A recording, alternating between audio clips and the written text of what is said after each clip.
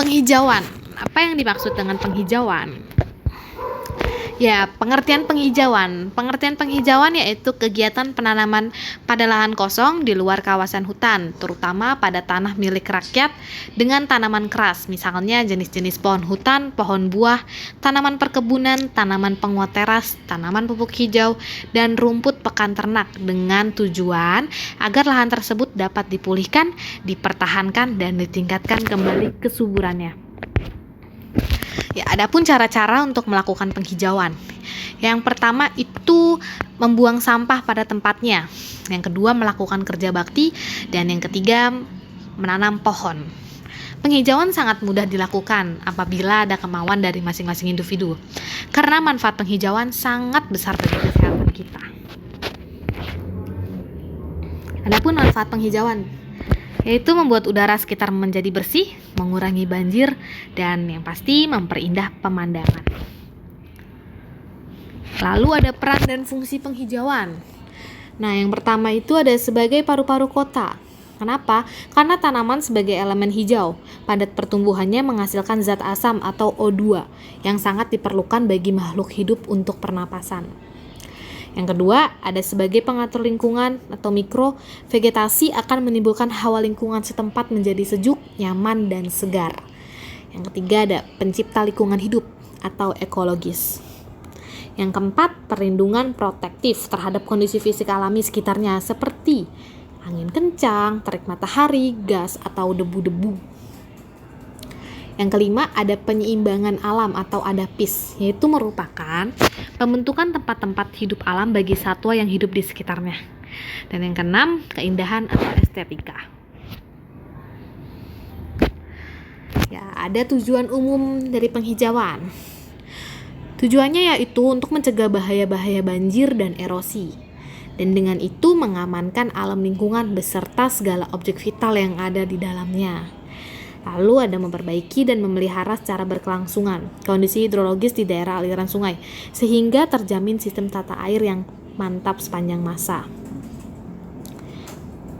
Lalu ada memperbaiki dan mempertahankan secara berkelangsungan produktivitas tanah, sehingga dapat berperan sebagai modal produksi pertanian dalam arti luas.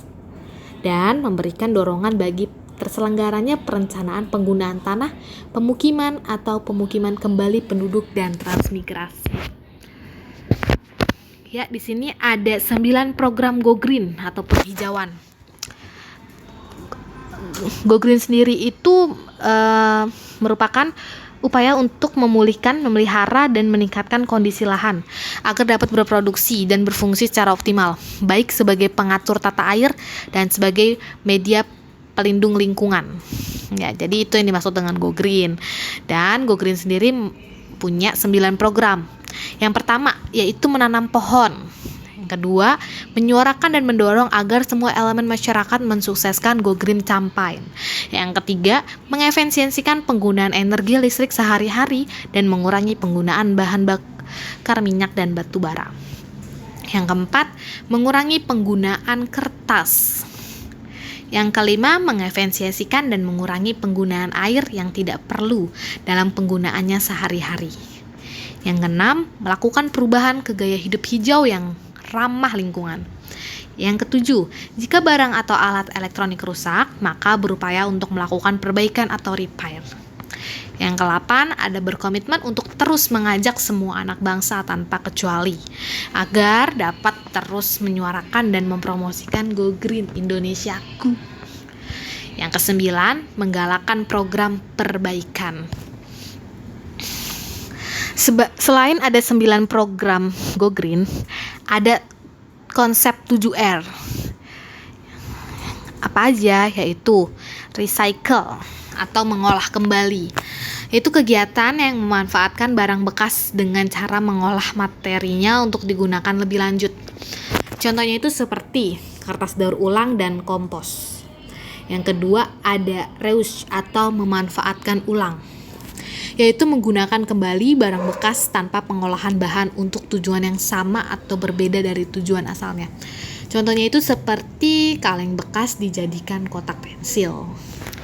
Yang ketiga ada reduce atau mengurangi, yaitu semua bentuk kegiatan atau perilaku yang dapat mengurangi produksi sampah. Contohnya seperti sekarang ini, setiap kita berbelanja, kita selalu membawa tas dari rumah. Lalu yang keempat ada replace, yaitu menggantikan dengan bahan yang bisa dipakai ulang. Upaya mengubah kebiasaan yang dapat mempercepat produksi sampah, terutama sampah yang mempunyai sifat sukar diolah dan berbahaya. Contohnya itu seperti mengganti kebiasaan memakai kantong plastik dengan kertas atau daun. Nah, yang kelima ada replant, yaitu menanam kembali, yaitu kegiatan melakukan penanaman kembali. Contohnya itu seperti melakukan kegiatan kreatif dengan membuat pupuk kompos dan berkebun. Yang keenam, ada refill atau mengisi ulang. Artinya mengisi kembali wadah-wadah produk yang dipakai. Contohnya, ketika kita membeli minyak wangi yang ada pada tempatnya. Dan yang terakhir ada repair. Artinya melakukan pemeliharaan atau perawatan agar tidak menambah produksi limbah. Contohnya menggunakan peralatan rumah tangga yang terbuat dari plastik atau pecah belah dengan hati-hati sehingga tidak cepat rusak. Ya, di sini ada dampak positif dari penghijauan dan negatif jika kita tidak melakukan penghijauan. Untuk dampak positif ketika kita melakukan penghijauan, yang pertama menjaga kualitas air tanah, yang kedua melindungi satwa, yang ketiga mengurangi dampak hujan asam, dan yang keempat mencegah efek rumah kaca. Nah, ada dampak negatif nih jika kita tidak melakukan penghijauan. Yang pertama, pencemaran udara semakin meningkat. Udara bertambah panas, banyak bencana alam seperti banjir, dan yang pasti kondisi lingkungan hidup yang kurang baik. Gareth Egbo berkata, pemilihan jenis tanaman untuk penghijauan agar tumbuh dengan baik hendaknya dipertimbangkan syarat-syarat hortikultura atau ekologikal dan syarat-syarat fisik. Syarat hortikultural yaitu respons dan toleransi terhadap temperatur, kebutuhan air, kebutuhan dan toleransi terhadap cahaya 8 matahari, kebutuhan tanah, hama, dan penyakit. Serta syarat-syarat fisik lainnya yaitu tujuan penghijauan, persyaratan budidaya, bentuk tajuk, warna, dan aroma. Nah, ada prinsip umum dalam pemilihan jenis pohon. Yang pertama, ada aspek ekolologi, yaitu kecocokan antara persyaratan ekologis jenis terpilih dengan faktor-faktor ekologis lahan yang akan ditanam iklim, tanah tinggi, tempat, kebutuhan cahaya. Yang kedua ada aspek ekonomi, yaitu perhitungan pengeluaran dan keuntungan dalam kegiatan penanaman. Yang ketiga ada aspek sosial, yaitu penerimaan jenis oleh masyarakat. Nah, di sini ada jenis-jenis tanaman penghijauan. Jadi ada tanaman cemara, tanaman pinus, tanaman palem, dan juga tanaman pohon mahoni.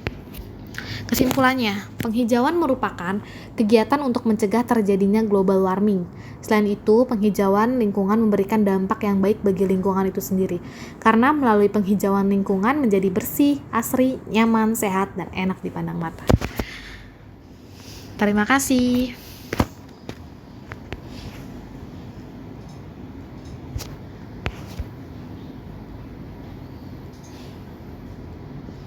Awet.